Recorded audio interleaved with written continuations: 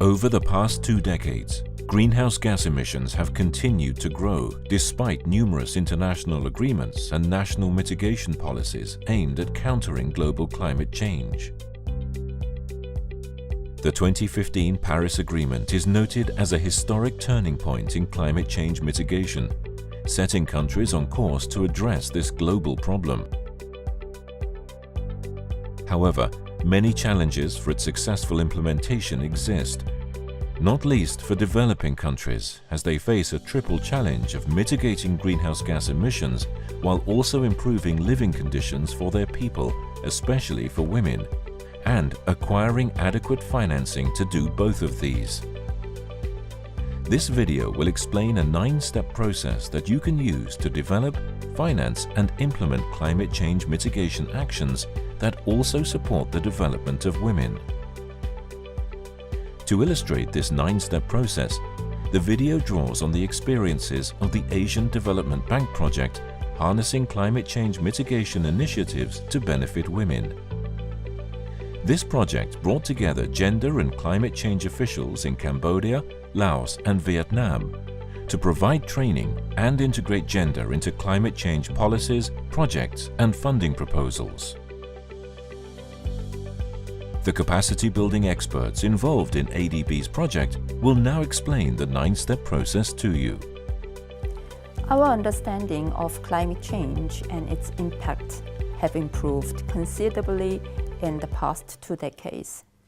We now know that women in developing countries face some of the most significant challenges in adapting to climate change.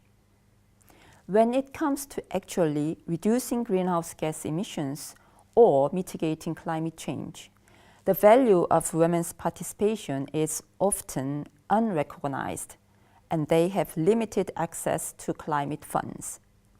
Therefore, women lack incentives to combat climate change, which neglects the talents and skills they could bring to climate action.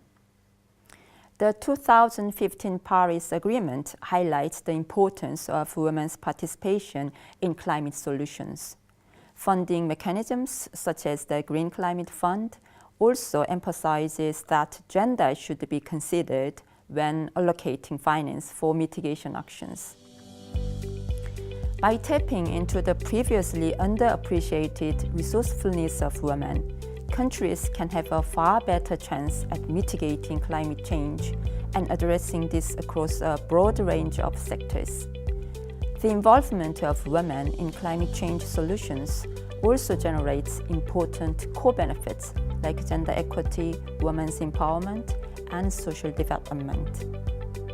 While this presents a great opportunity for countries seeking mitigation funds, it also poses challenges as government officials often lack the capacities to actively integrate gender into their climate change policies and actions.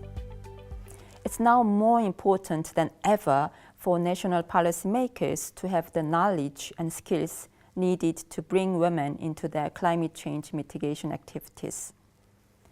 In the next sections, we will walk you through the 9-step process and provide pragmatic guidance on how you can better craft gender-responsive mitigation actions.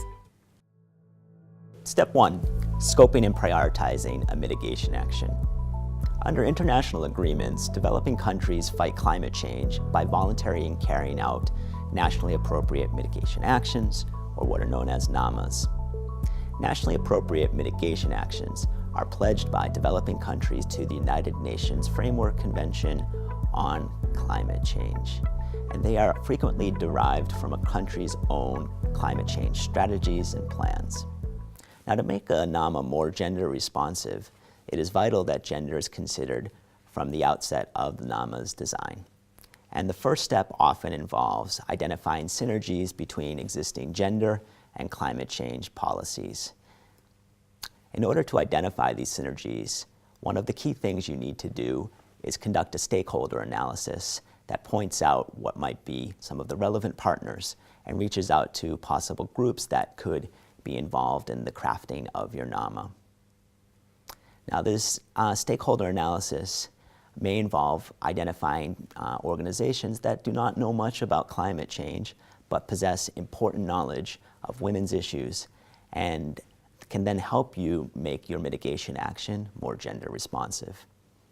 In the Asian Development Bank project, upon which this video is based, we worked with national governments in Cambodia, Laos, and Vietnam. And in the case of Cambodia, it was identified early on that a key partner would be the Ministry of Agriculture, Forestry, and Fisheries. Now, looking more closely at the way the Ministry of Agriculture, Forestries, and Fisheries was set up, we were also able to identify an important gender and children's working group. This group was already actively involved in integrating gender into the ministry's policies and strategies, but at that point had limited knowledge of climate change.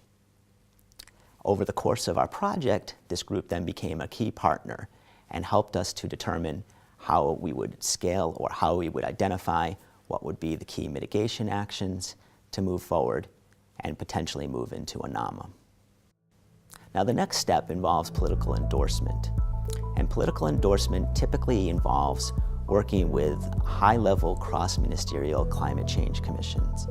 This endorsement is key for effective implementation because it enables the flow of necessary resources and tells typically technical staff that they need to start engaging in critical implementation activities. To make this step gender responsive, it is essential that a women's line agency or similar group is an active participant in this interministerial commission mentioned previously. And to make the case for women participation in this commission, you might be able to highlight the fact that funders and funding mechanisms are recognizing the importance of gender-responsive mitigation actions. Once again, in the case of the ADB project, what we did is we recognized early on that there was already an existing committee, the Technical Working Group on Climate Change, that served to give some type of political support for mitigation actions. We then worked with the Ministry of Natural Resources and Environment to identify how it would be possible to include a women's organization in this technical working group. And through those discussions, what we determined was be feasible to bring in the Lao Women's Union as a partner in that group. Bringing in the Lao Women's Union signaled that this was gender-responsive mitigation action, had political support. Now, the next step involves the design and the formulation of the NAMA. And it has actually many sort of smaller sub-steps involved.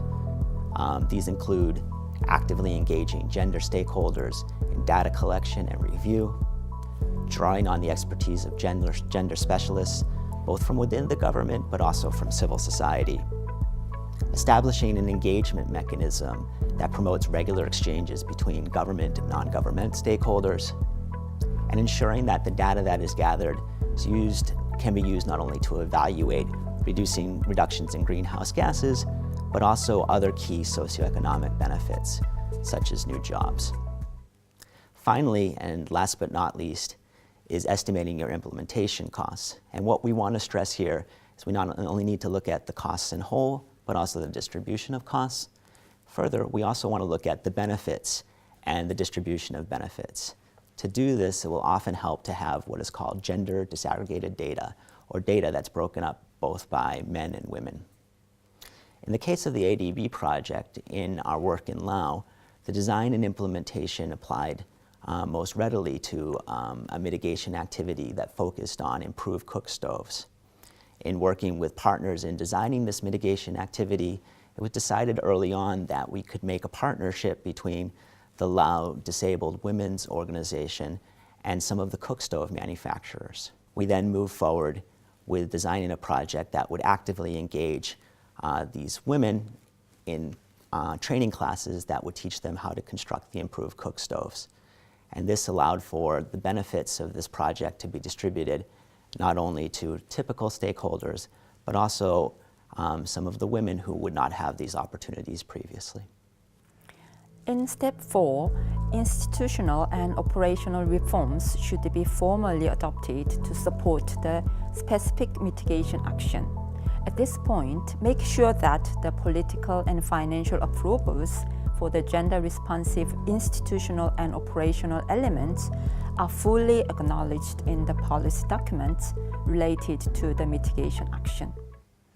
As a result of this ADB project, the Lao Women's Union now has the position and knowledge to remain actively involved in the decision-making about the mitigation actions. This ensures that the political and financial support for climate action continues to consider the possible impacts and benefits for women. In step 5, developing countries submit their nationally appropriate mitigation actions to the UN Framework Convention on Climate Change, with the objective of obtaining international funding and support. To make this step gender sensitive, policymakers should highlight the benefits for women beyond reducing greenhouse gases. For instance, the creation of new jobs or the development of new skills that could result from the implementation of the mitigation action. For this, you should engage with international organizations that work to strengthen the links between gender and climate change in policy and practice. Step 6 is focusing on securing funding. International funders, like the newly formed Green Climate Fund, provide finance to countries for implementing their mitigation actions. Since funders increasingly require mitigation actions to be gender sensitive in order to grant finance, it's vital that policymakers highlight the potential streams of benefits for women from the mitigation action in their funding proposals. So these proposals should include specific gender objectives, appropriate indicators, the synergies between climate and gender policies, and how women will participate in the mitigation action. And the indicators should capture the impacts of the action on men and women. For instance, they should report the jobs, skills, and income that comes from this action. For more specific guidance, you can download a template proposal we prepared following the structure of the concept note for the Green Climate Fund. This will help you make sure that gender is not merely an add-on, but integrated throughout the funding proposal. To facilitate this process of approval by international organizations, the Asia Development Bank project team coached policymakers from Laos, Cambodia, and Vietnam in developing their funding proposals. A marketplace was then set up in Hanoi, where these policymakers networked with international funders and organizations working at the crossroads of climate change and gender. The policymakers had a real-world chance to pitch their proposed mitigation actions to a variety of funders. They could obtain immediate feedback on their draft proposals and even get expression of interest right away. Step 7 involves the implementation of your nationally appropriate mitigation action. In Step 7, the country will need to go ahead and implement the climate mitigation action on the ground. This, of course, requires coordination between relevant agencies and stakeholders at the national level, and also assigning of implementation tasks to the local level. To make this step gender responsive, policymakers need to ensure that women are actively participating every step along the way in terms of implementation. A key part of this involves the next step, the MRV framework. MRV stands for Measuring, Reporting, and Verifying.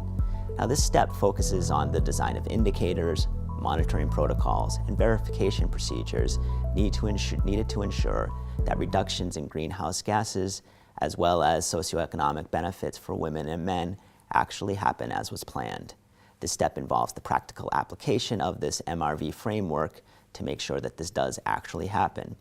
In so doing, it is important to include both climate change and gender indicators, and it's also important to consider the regular review of the framework to deal with any unanticipated challenges that may arise. The experiences of a gender-responsive NAMA in the country of Georgia that was implemented by Women in Europe for a Common Future can help us understand how this actually occurs. In this particular case, the NAMA involved the installation of 20,000 solar water heaters and energy-efficient stoves in rural households. This was done to reduce energy poverty, curb environmental degradation, and mitigate climate change.